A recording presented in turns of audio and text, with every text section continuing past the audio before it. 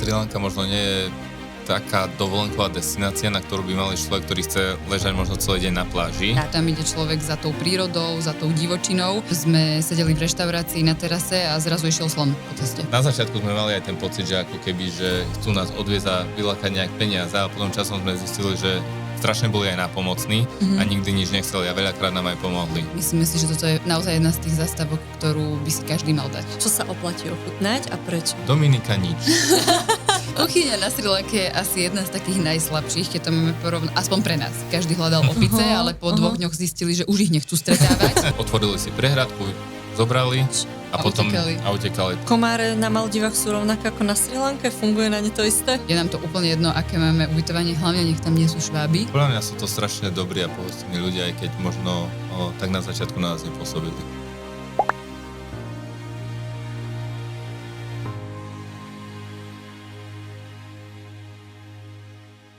Nám jedna časť s Tomasom a Dominikou, tu Travel Travelers, nestačila, takže sme si ich pozvali opäť a ja vás vítam a som rada, že ste opäť prišli. Ahoj, ďakujeme veľmi pekne, opäť sa tu vidíme. Áno, dala som vám priestor povedať mi ahoj. Ďakujeme za pozvanie. Teším sa, že ste opäť prišli. My sme sa minule rozprávali spolu o Maldivách a dneska sa budeme rozprávať o takej možno kombinácii ku Maldivám, ktorá sa zvykne aj ponúkať, či už v cestovných kanceláriách, alebo si to ľudia zvyknú aj plánovať spoločne. A bude to Sri Lanka, tak sa veľmi na to teším. Ja by som ale začala niečím takým, čo veľa ľudí zaujíma a prišlo nám k tomu aj veľa otázok a teda sa vás to pýtam. A to je taký ten influencerský život, ktorý žijete. Lebo my si to predstavujeme tak jednoducho, že proste rozhodnem sa, že budem influencer, teda tak ako vy, predám auto, kúpim si jednosmernú letenku, niekde si odletím, robím ten content, hej, ale ja by som možno chcela vedieť, že ako to reálne je, hej, že ako hľadať tie spolupráce. Či si vás hľadajú už sami, v akom momente to príde, že si vás začnú hľadať sami. Či ste robili niečo preto na začiatku, či ste niekoho oslovovali. Ako ste s tým začali, proste, ako to celé bolo? Lebo toto podľa mňa veľa ľudí zaujíma, len sa vás to nikto tak na rovinu neopýta, tak sa pýtam. No, my to vždycky hovoríme, že keď nám niekto povie, že to je vysnívaný život, vám sa žije, vy len cestujete a my si povieme, že no tak poď tu na 14 dní, my ti dáme všetky tieto naše veci, ktoré robíme a myslím si, že po 14 dňoch sa vrátiš do toho svojho ofisu a povieš si, že konečne som tu, lebo som vyčerpaný, lebo naozaj veľakrát je to o častých presunoch, človek žije zbalený vlastne 24/7, taktiež veľakrát stávame veľmi skoro ráno na nejaké východy, sopky a podobne a potom ešte po večeroch editujeme tie veci, takže ono je to naozaj také, že áno, síce beháme po svete, nesťažujeme sa, lebo nám sa to veľmi páči, ale je to veľmi náročné veľakrát. A ja zvyknem ešte stále povedať, že dúfam, že to nepočuje nikto z mojich bývalých šéfov, ale nikdy som nerobil toľko v mojich bývalých zamestnaniach ako teraz. Lebo ja som teraz tvoj šéf. Tak to už je iný level, hej, pozor, to korporát na to nemá. Dobre, čiže aké to bolo na začiatku, keď ste si to povedali, že idem to robiť?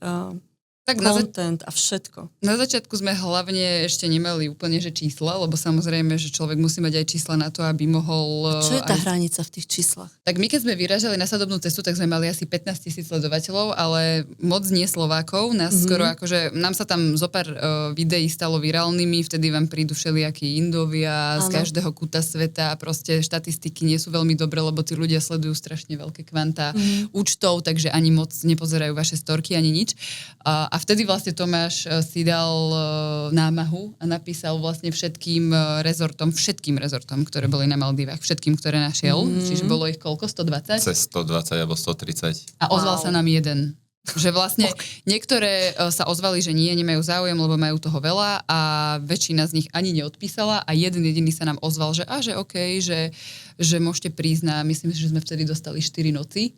To bola naša vlastne taká prvá spolupráca a hneď na Maldivách, hneď proste votrvila, že proste človek má plný rešpekt. Ja si pamätám, že sme tam behali jak také splašené zajace, proste od rána do večera sme niečo tvorili, mali sme im dať podľa mňa, že 20 fotiek a mali sme ich asi tak, že 500, lebo sme sa báli a všetko, všade sme pozovali, všetko sme chceli mať a teraz lepšie svieti slnko a teraz z lepšej strany, teraz je krajšia tá voda A boli sme takí akože naozaj, že vystresovaní z toho, ale dopadlo to akože super.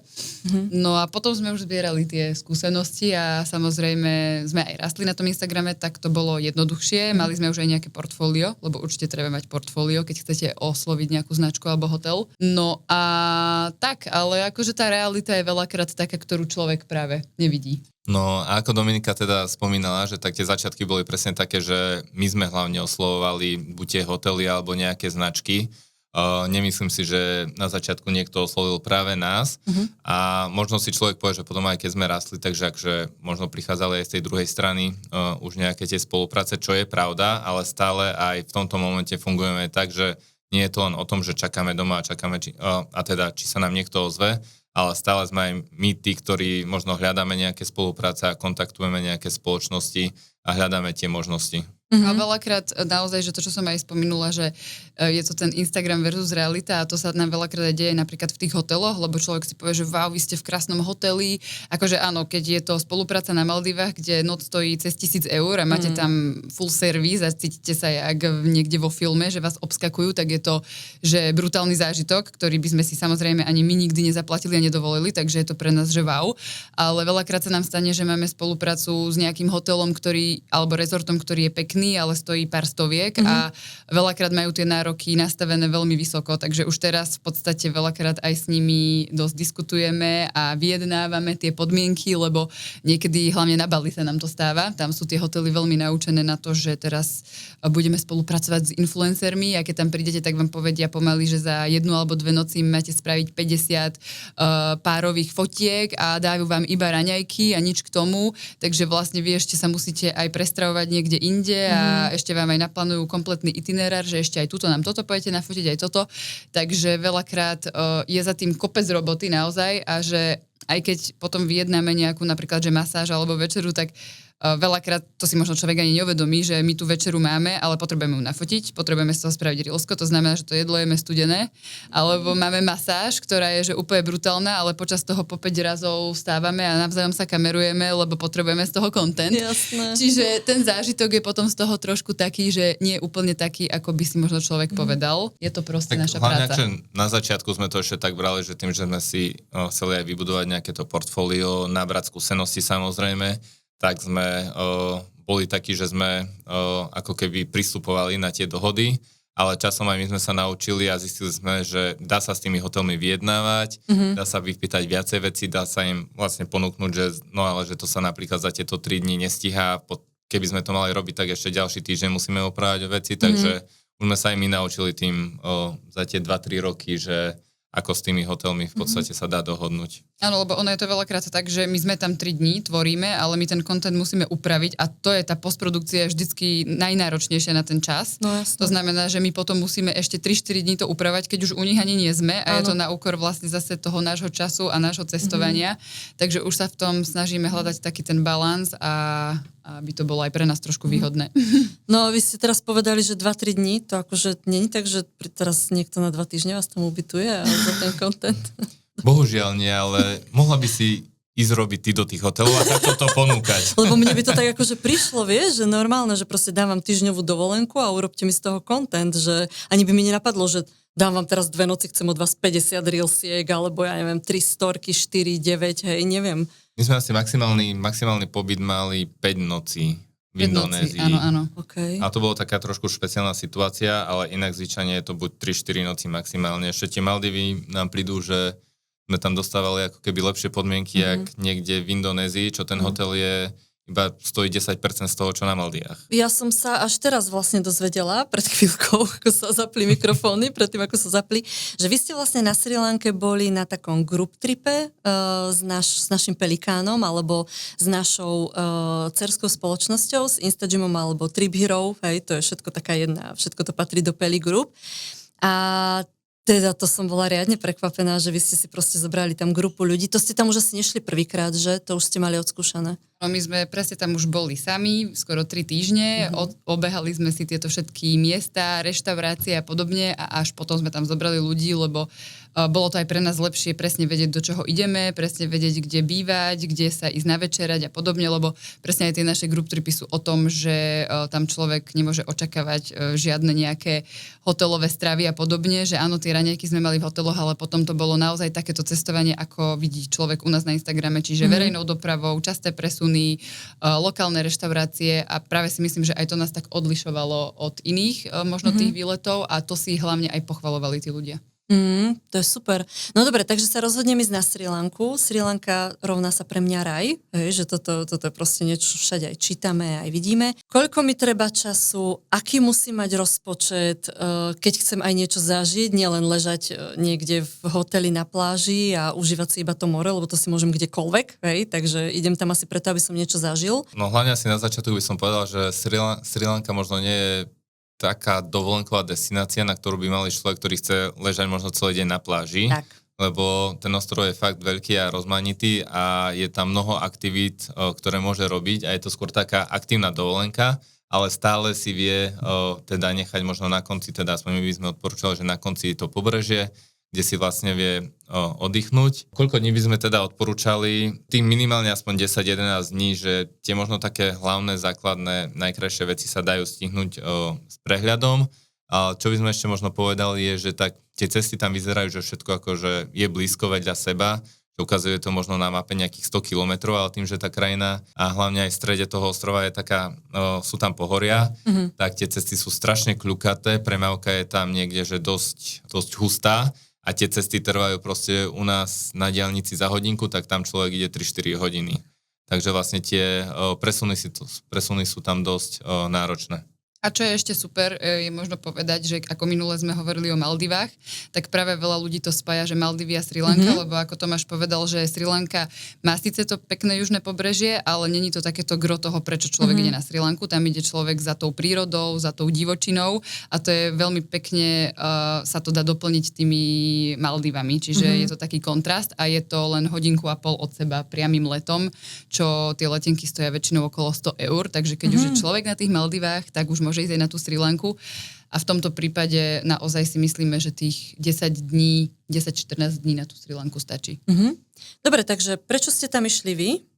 Čo ste tam zažili a prečo ste tam potom chceli zobrať aj iných ľudí? My, ako sme spomínali, tak sme boli tam teda počas našej 7-mesačnej svadobnej cesty a prvá zastávka bola teda Maldivy a možno jednoduchý dôvod, prečo sme tam išli, tak sme sa pozreli na mape, že čo je blízko, lebo my sme sa v podstate náš plán bol sa dostať z tých Maldív, čo sme začali v oktobri, aby sme boli na Vianoce v Austrálii. Tak sme si pozreli tie krajiny medzi a s tým, aby tam samozrejme bola už aj sezóna, tak sme si teda vybrali hneď následovne tú Sri Lanku, keďže vlastne ten let bol úplne že krátky a lacný, takže to bolo naše také možno aj logické iba nasledovanie.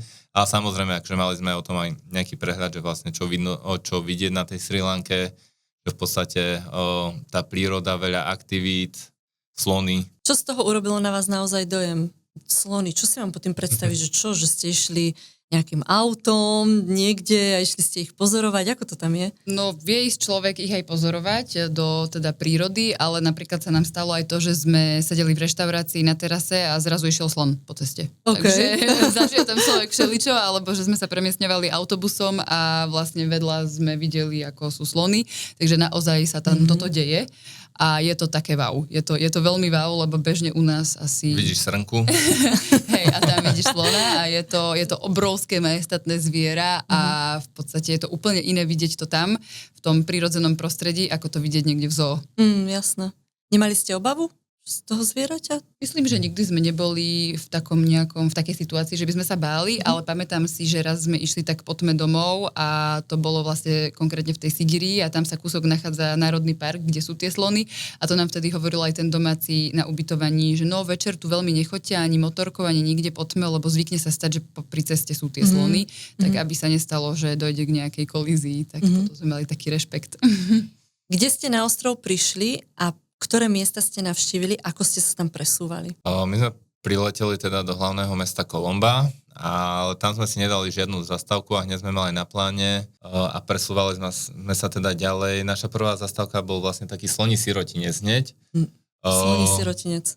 Áno, a v podstate, ako sme sa tam presúvali, tak to sme si povedali na začiatku cesty, že budeme sa snažiť čo najviac využívať lokálnu dopravu, lebo samozrejme mohli sme si zarezervovať nejaký taxík, auto by nás tam priamo odviezlo, ale my sme to chceli tak trochu možno navnímať aj lokálne, takže hneď tam sme si zobrali tuk-tuk na autobusovú stanicu.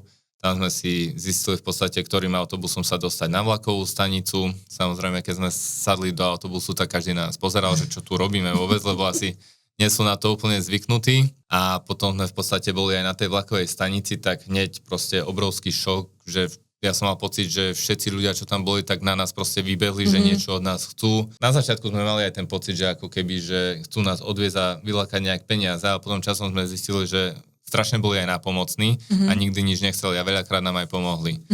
Takže vlastne takto sme sa postupne snažili, alebo chceli sme prejsť tú Srí Lanku týmito lokálnymi prostriedkami. Tam bola aj taká jedna fotka, aj naši diváci ju videli, ako ste teda v nejakom dopravnom prostriedku a tam hrajú na nejaké hudobné nástroje, že to je tam také bežné, alebo...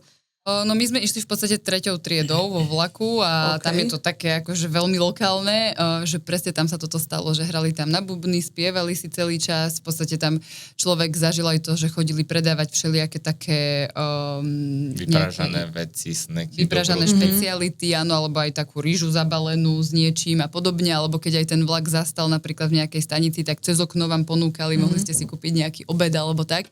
Čiže naozaj tá atmosféra je tam taká veľmi lokálna, ale nám sa to práve páčilo a my vždycky vravíme, že najviac človek navníma tú kultúru a tie miestne nejaké tradície, keď ide medzi tých domácich. Takže sloní sirotinec, to čo si mám pod tým predstaviť? To je asi možno jedno z tých miest, ktoré sme našli predtým na Instagrame.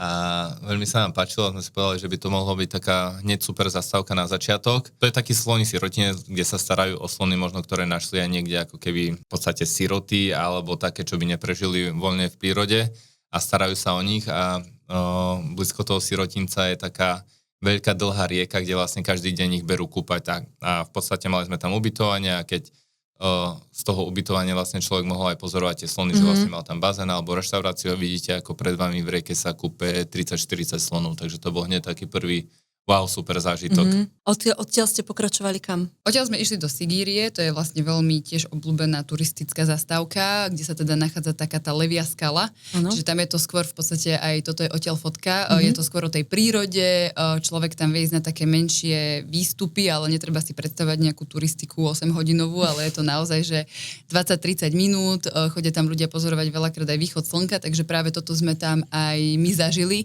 Myslíme si, že toto je naozaj jedna z tých zastávok, ktorú by si každý mal dať. Že je to takéto must have, keď niekto ide na Srí Lanku prvýkrát. Ďalej, ďalšia zastávka? Zo Sigírie sme pokračovali teda, odtiaľ sme si spravili ešte jeden výlet na takú špeciálnu vežičku. Volalo sa to, že Ambuluvava Tower. Oni tie názvy majú strašne proste krkolomné. Tak to bola taká vežička vlastne, kde sa dalo ísť po schodoch úplne hore, bolo to vlastne taká točiaca, boli teda točiace schody okolo nej a vlastne úplne hore tie schody boli, že úplne úzke, že vlastne dva ľudia sa medzi sebou nezmestili. To zábradlie bolo mne podľa mňa po kolena a ja čo sa bojím výšok, takže nebol som tam úplne tak, že spokojný. Ale malo to akože taký, vtedy sme si povedali, ešte bolo zamračené, nič sme nevideli, tak sme povedali, že na čo sme sem išli, že v podstate teraz to je na fotke.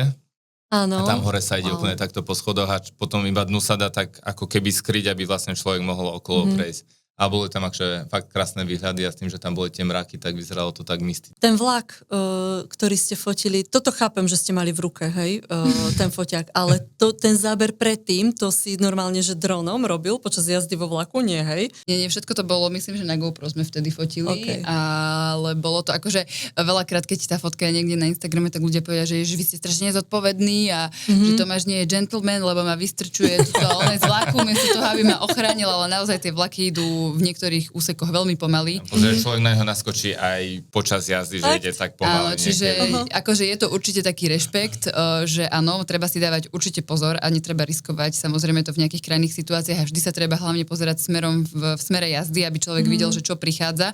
Ale dokonca sme aj počuli, že ľuďom povypadávali mobily, keď sa fotili, takže treba si určite dávať pozor, ale nie je to také nebezpečné, ako sa zdá a je to taký adrenalín, ale akože veľmi, veľmi pekný zážitok. Takže vlastne po tejto vežičke sme išli práve z toho Kandy do Eli, týmto vlakom, čo je určite jeden z highlightov na Sri Lanke, ktorý teda určite odporúčame a teda absolvovali sme to aj s našou skupinou, čo sme boli a veľmi sa im to páčilo.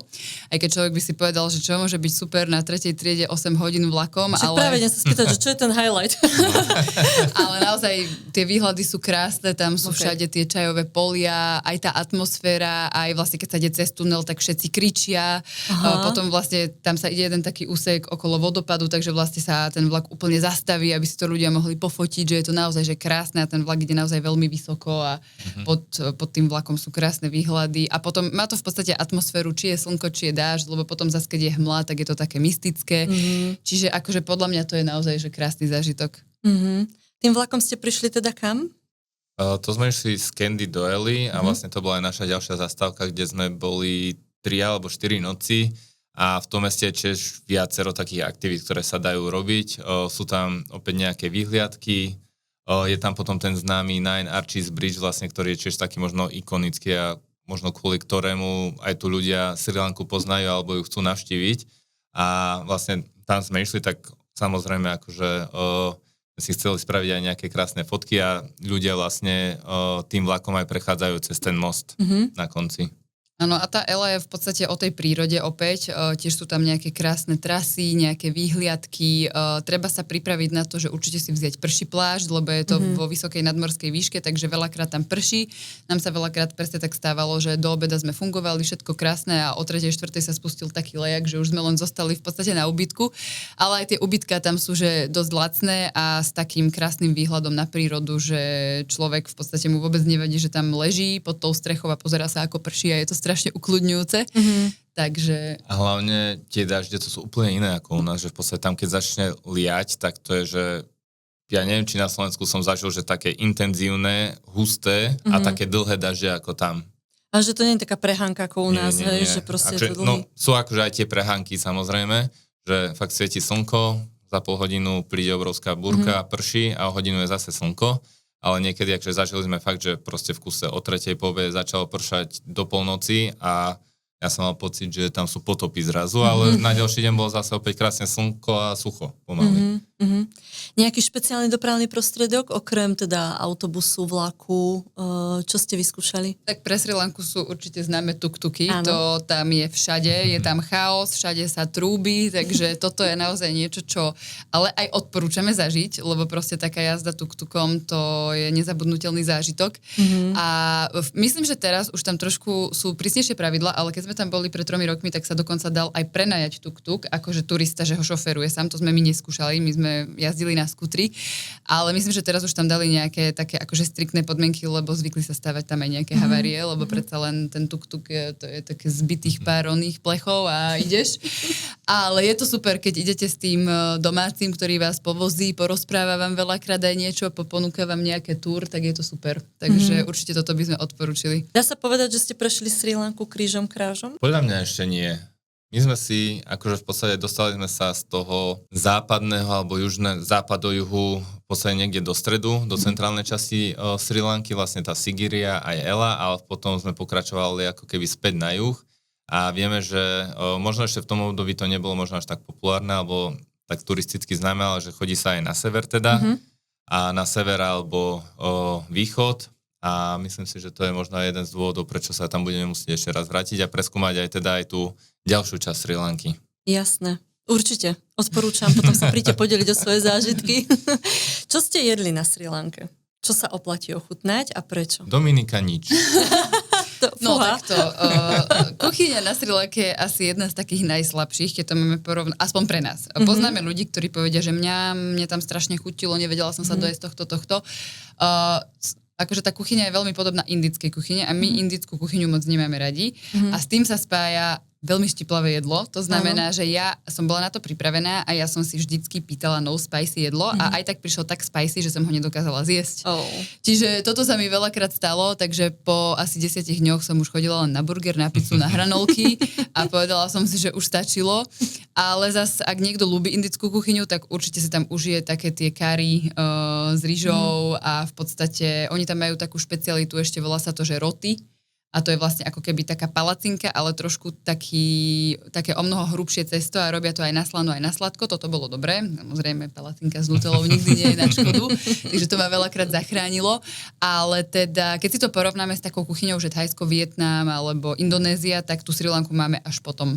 A máš to rovnako aj ty? Áno. Aj keď ja obľúbujem pikantné jedlá, ale aj mne tam fakt niekedy prišlo, že je to veľmi pikantné. Potom aspoň našťastie bolo to, že mimo tých ako domácich kuchyn sú tam aj tie zahraničné, takže potom sme to už tak striedali celkom. Keby ste si mali povedať alebo odpovedať na otázku, že čo je najväčší taký zážitok, alebo čo ísť zažiť na tú Sri Lanku, teda okrem tých slonov, hej, a takej nejakej, a toho vlaku. Takže prečo tam ísť? Že čo sú tie zážitky, ktoré tam idem zbierať? No ja si myslím, že určite sú to tie safari parky, kde teda to zase súvisí aj s tými slonmi a s tými zvieratami v tej vlastne prírode, lebo tam idete vlastne na džipoch a pozorujete to z džipov, je to úplne také iné. A väčšinou je to také, že ranné safari, že sa ide ešte za tmy, lebo teda ráno sú tie zvieratá najaktívnejšie a môžu sa tam v niektorých vidieť dokonca aj leopardy, rôzne druhy vtákov, krokodíle a takto, čiže je to super, tento život. Napríklad som bola prekvapená, že na našom group tripe ľudia boli hotoví z opíc, každý hľadal opice, ale po 2 dňoch zistili, že už ich nechcú stretávať. To je teda aj môj názor, že aj ja keď som tam prišla prvýkrát som videla opicu, tak som bola hotová, že bože áno, zlaté a potom som pochopila, že není to zlaté, lebo sú drzé a kradnú a všetko možné, až sme sa ich dokonca báli niekedy. Čo oni robia s tými vecami nakradnutými? Inak toto môžete zaujímať. To chcú vymeniť za jedlo.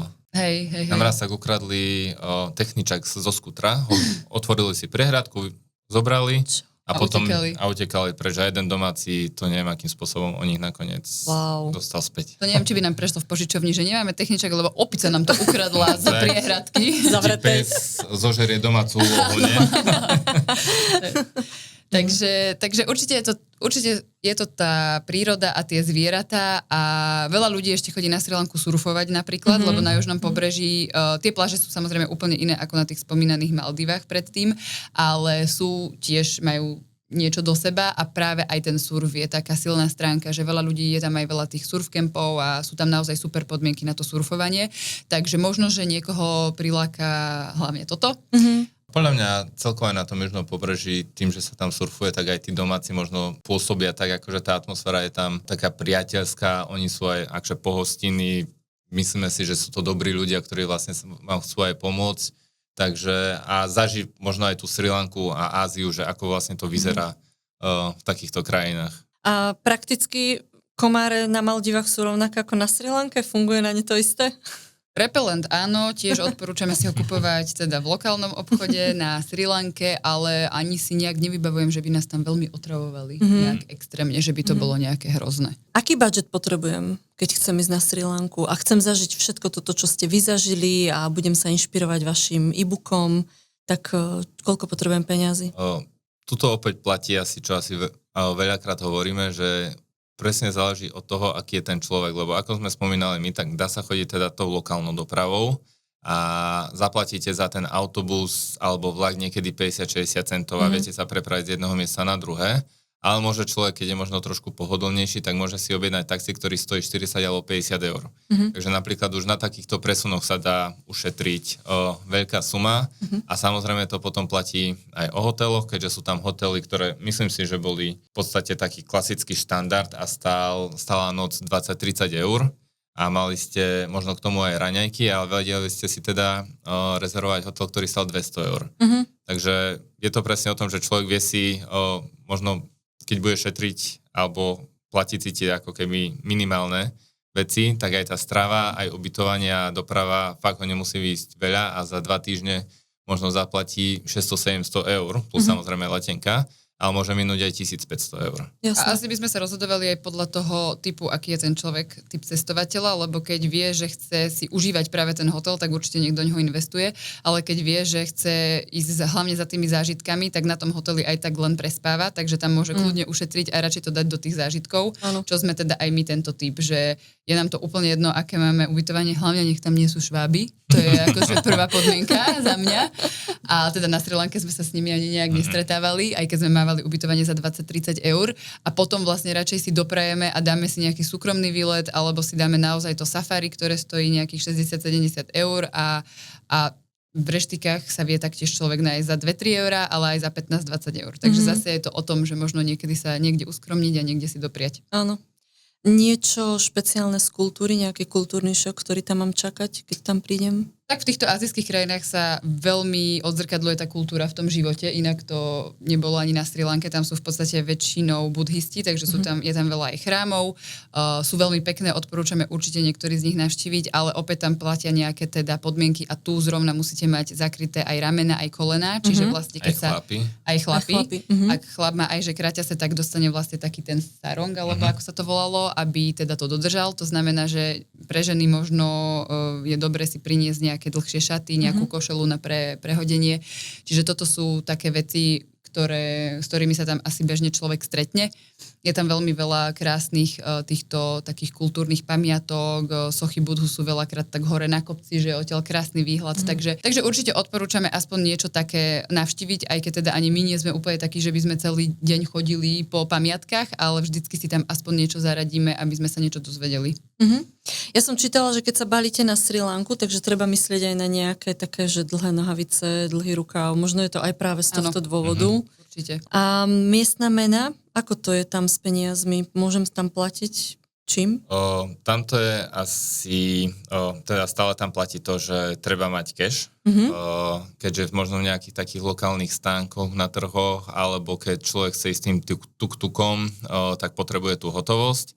A potom samozrejme v hoteloch to už asi všade platí, že tou kartou sa dá platiť aj v takých možno medzinárodnejších reštauráciách. A opäť platí to, že človek si to vie zmeniť priamo na letisku, alebo si vie vybrať hotovosť priamo z ich bankomatov a tam je dokonca veľa takých bankomatov, ktoré nemajú ani žiadne poplatky za výber. Takže ak náhodou má človek ešte aj z domu kartu, ktorá nemá žiaden poplatok, tak si v podstate vyberá zadarmo tie peniaze. Čo je asi úplne, že najideálnejšie. Niečo špeciálne pred cestou? Čo potrebujem, aby som sa dostala do krajiny? Tak psychicky pripraviť na to a nebyť šokovaný, keď zrazu vystúpite niekde na letisku alebo na stanici a všetci začnú ako keby hulákať na vás. A nemať predsudky voči tým ľuďom. Presne to, čo sme aj my povedali, že najskôr sme si mysleli, že určite nás chcú oklamať, chcú od nás peniaze, chcú nás uniesť, ale vôbec to tak nie je. A samozrejme z toho praktického hľadiska ešte víza, ktoré si treba vybaviť, ale tie vie človek vlastne o ne požiadať už z domu, online a nie je to žiadny problém. A akože určite odporúčame to riešiť aspoň trošku dopredu a treba mať v podstate aj letenku von z krajiny. Čiže toto sú také dve praktické veci, čo asi bežne človek, ak ide že na Sri Lanku a späť, tak má. Ak sa niekto chystá náhodou na dlhšiu cestu a chce pokračovať ešte niekam, ale nevie kam, tak bolo by dobre sa rozhodnúť, aby spĺňal teda podmienky a aby ho neotočili na letisku, že nemá letenku. Odporúčate túto destináciu aj pre ľudí s deťmi? Určite áno. Myslím si, aj keď zatiaľ my sa na to ešte možno úplne tak nepozeráme, keďže nemáme deti, ale možno o pár rokov budeme radiť presne ako cestovať s tými deťmi. Tejto skupine ľudí, áno. Ale absolútne nemám pocit, že by to tam bolo nejak, že by sme sa cítili nebezpečne, alebo že by to nebolo vhodné pre deti a určite tam bolo aj veľa rodín s deťmi. Takže maximálne možno ten itinerár prispôsobovať tomu a hlavne tie transporty, že áno, možno nepôjdete na nejakú dlhú vzdialenosť 8 hodín nejakým autobusom alebo vlakom, ale možno, že práve vtedy skôr zvolíte toho osobného šoféra, alebo si to nejako nakombinujete, ale stretávame aj na lokálnych ostrovoch na Maldivách, sme stretávali ľudí s deťmi, dokonca aj v tých trajektoch lokálnych sme stretli s malým bábätkom. Že to dieťa malo 6 mesiacov a... Čiže je to o tom nastavení človeka a keď proste sa rozhodne, že to zvládne, tak to dieťa to určite zvládne tiež. Áno, myslím si, že áno. Že tak si to predstavujem. Určite, to sa vraví, nie? Že spokojný rodič, spokojné dieťa, takže presne tak to aj funguje. Dobre, niečo, čo by ste urobili inak teraz už, keď máte tie skúsenosti s tými cestami na Sri Lanku, čo ste predtým si naplánovali a vám to úplne nevyšlo a museli ste to na druhýkrát urobiť inak? Ja mám taký pocit, že nám všetko vyšlo, čo sme si asi naplánovali. Dobre plánujete. Dávame si na tom záležať, ale áno, myslím si, že to, čo sme chceli, sme videli v rámci možností a toho času, ktorý sme mali, ale ako si už aj spomínal, že určite by sme sa radi ešte vrátili možno aj do tých menej turistických miest, aby sme to už mali také úplne komplexné, čiže asi jedine toto a pýtať si ešte s väčším dôrazom no spicy jedlo. No. Dobre, takže poďme na otázky, ktoré dávam každému hostovi na konci, keď sem príde. A odpoveď môžu byť kľudne stručné a môžete sa dohodnúť, či bude odpovedať jeden, obidvaja, alebo ako to máte. Ako by si túto krajinu opísal 3 slovami, ktoré by to boli? Určite chaos. OK. Podľa mňa aj tá Sri Lanka je strašne taká farebná, aj tým, ako všetci chodia oblečení a tie chrámy. Podľa mňa sú to strašne dobrí a pohostinní ľudia, aj keď možno tak na začiatku na nás nepôsobili. Čiže chaos, pestrofarebnosť a dobrí ľudia. Super. Úprimnosť, pohostinnosť. Tvoje odporúčanie pre človeka, ktorý tam ide prvýkrát, keby si mu len jedno mal dať? No asi. Nech sa stále pýta na cenu dopredu. Áno, aby sa nenechal oklamať napríklad, aj keď sme vraveli, že teda oni sú milí, ale samozrejme nájdu sa aj vyjednávači, takže napríklad keď ide si odchytiť tuktukára, tak vopred sa spýtať, koľko to stojí, lebo niektorí môžu byť trošku prefikaní. Na konci, keď vás odvezie, tak si môže vypýtať už koľko chce a čo vtedy človek sa s ním nechce sa mu hádať, tak na každú jednu vec, že spýtať sa dopredu. Viaže sa k tomu nejaký špeciálny príbeh? Asi nie, ale akože vlastne na group tripe sa nám stalo, že jedna naša klientka tak išla tuktukom a zle mu rozumela a mala mu dať tuším 500 a dala mu 5000 a ten rovno podľa mňa, že skončil, išiel domov a dal si na mesiac voľno, ale nič jej nepovedal, zobral to. Jasné. Tak sme sa aj potom smiali, že si ho predplatila asi tak na 10 rokov, takže môže sa kľudne kedykoľvek vrátiť. Namiesto euro 50 platila 15 asi eur. No. Jasné. No, OK. Jeden tip, čo ochutnať, čo neochutnať. Dominika, tu bude ticho asi teraz. A čo jednoznačne nevynechať zo zážitkov? Čiže ochutnať? Asi to je klasické to kotu roty. Alebo nejaké kari si dať.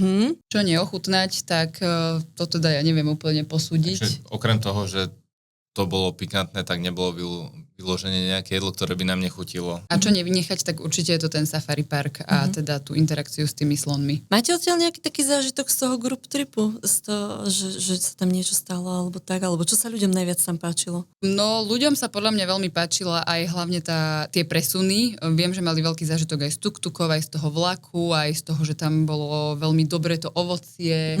Myslím si, že im celkom chutila aj tá kuchyňa. A no, hovorím, tie opice to bolo veľké wow na začiatku. Ale teda zážitok máme krásny, lebo nám prišiel cyklón. Presne tak, že tí ľudia si možno neuvedomili, že cestujú s nami ako tu Travel Travelers a v podstate bolo to hneď ako keby sme boli na prelome sezóny, hlavne keď začínala a prišiel tam obrovský cyklón a všade, kde sme my prišli, tak po nás zostala spúšť, že deň alebo 2 potom, že reálne aj tú cestu vlakom, že tam boli zosuny pôdy, že proste na pol roka sa to zatvorilo, uzavreli mesta, že reálne museli evakuovať ľudí. A my sme pekne, krásne deň stále tomu ušli a dostali sa na to južné pobrežie a tam už bolo slnko. Že sme mali šťastie v nešťastí. Ale doslova nám ľudia až písali, ktorí išli napríklad pár dní po nás, že už odiďte, lebo zostáva po vás spúšť. Normálne, že nevieme, všade tu sme uväznení, ale akože...